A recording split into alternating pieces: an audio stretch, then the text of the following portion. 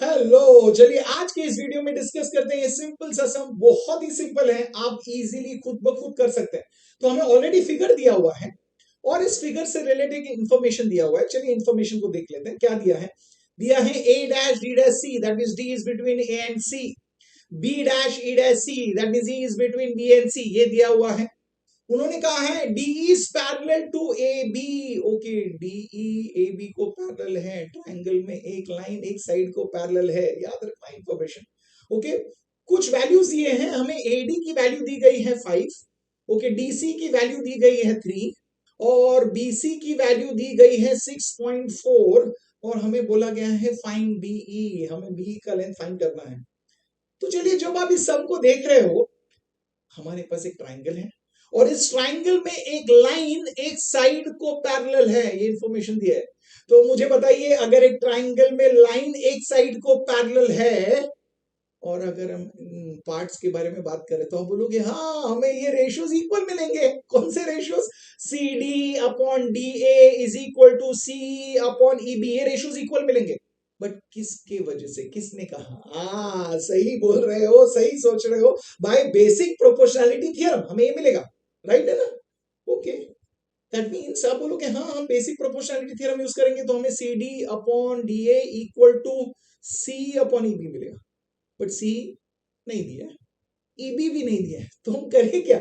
EB find करना है। दोनों नहीं दिया है बट बीसी दिया है ना, तो पहले हमें सी ढूंढना तो होगा।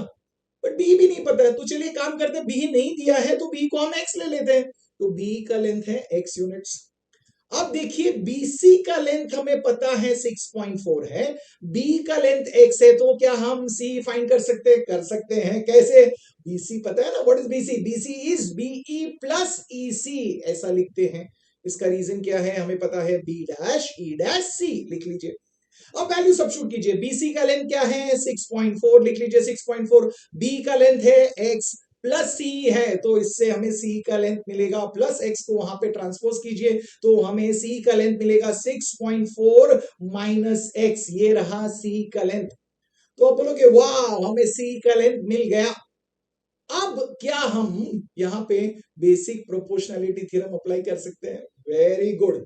बेसिक प्रोपोर्शनैलिटी थ्योरम कैसे अप्लाई होता है, क्यों अप्लाई होता है, ये समझाया ना मैंने। आपने वो वीडियो देखा ही होगा, अगर नहीं देखा है तो उस वीडियो को जरूर देखना। उसका लिंक मैंने डिस्क्रिप्शन में दिया है और अगर उसका प्रूफ भी देखना है जो बहुत इंपॉर्टेंट है, वो भी देख लीजिए। उसका भी लिंक यहाँ पे डिस्क्रिप्शन में दिया हुआ है। तो चलिए, अब बेसिक प्रोपोर्शनैलिटी थ्योरम अप्लाई करने के लिए जो स्टेप्स है वो पता है ना आपको? यस, पहले लिखेंगे ट्राइंगल का नाम। तो लिखते हैं इन ट्राइंगल एबीसी। लिखना है कौन सा साइड किस साइड को पैरेलल है, तो हमें पता है DE is parallel to side A B. लिख लिया, ये दिया हुआ है। तो हमें रेशियोज इक्वल मिलेंगे। अगर रेशियो आप सी से स्टार्ट कर रहे हो तो क्या मिलेगा? C D upon D A, वो रेशियो मिलेगा।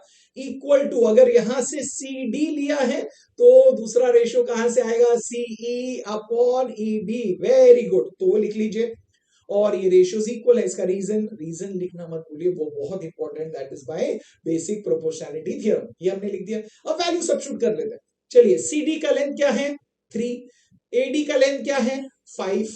ओके, सीई का लेंथ क्या है? 6.4 माइनस एक्स और ईबी का लेंथ क्या है? वो है x.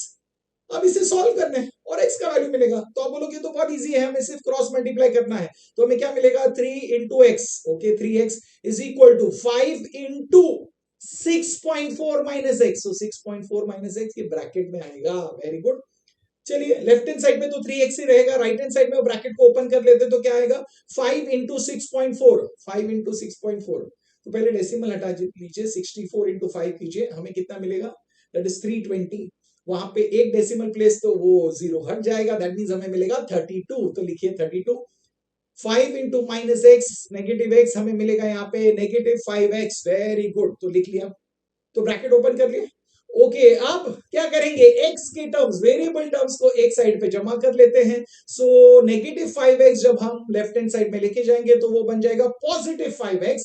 That means left hand side पे क्या होगा? 3x plus 5x। 3x plus 5x कितना आएगा? 8x। सो दैट मींस हमें मिलेगा 8x और राइट हैंड साइड पे है 32। तो अब हमें फाइंड करना है x की वैल्यू। x के साथ इंटू 8 है, उसे यहाँ पे ट्रांसपोज कर लीजिए तो बन जाएगा डिवाइड बाय 8। दैट मींस हमें x की वैल्यू मिलेगी 32 डिवाइड बाय 8। सुपर। चलिए अब कैंसिलेशन करते हैं, तो क्या आएगा 8 1 जा 8 4 जा, दैट मींस हमें क्या मिली, हमें x की वैल्यू मिली है 4। हमें x की वैल्यू मिल गई राइट ना, वही तो फाइंड करना था, बिकॉज x की वैल्यू मतलब हमें b की वैल्यू फाइंड करनी थी, तो हमें b की वैल्यू मिल गई है। b की वैल्यू है 4 यूनिट्स, यहाँ पे कोई सेंटीमीटर नहीं दिया है तो यूनिट्स लिखना है, ये बहुत इंपॉर्टेंट। अगर इस समय हमें पूछा गया होता कि c का लेंथ फाइंड कीजिए, तो आप फाइंड कर सकते थे 6.4 माइनस एक्स, तो आपको मिल जाता 6.4 माइनस 4, आपको मिलता 2.4 यूनिट। बट अगर पूछा गया होता तो, अब नहीं पूछा है, ये समझ। अब मुझे बताइए क्या इजी था? इजी लगा है, आपको पसंद भी आया है तो वीडियो को लाइक जरूर करना। और आपको इस चैनल पे हम जो डिस्कस कर रहे हैं उस कॉन्सेप्ट्स का और उस तरीके से जो हम सम्स डिस्कस करें, अगर आपको समझ आ रहा है, उसका लाभ हो रहा है, तो वीडियो को लाइक तो कर रहे हैं बट चैनल को भी सब्सक्राइब कीजिए और आपके जो फ्रेंड्स है उनके साथ शेयर कीजिए, सो दैट उनको भी इसका लाभ मिले। और मैं मिलूंगा आपको नेक्स्ट वीडियो में और एक बेहतरीन सम के साथ। Till then keep learning, keep smiling and keep share.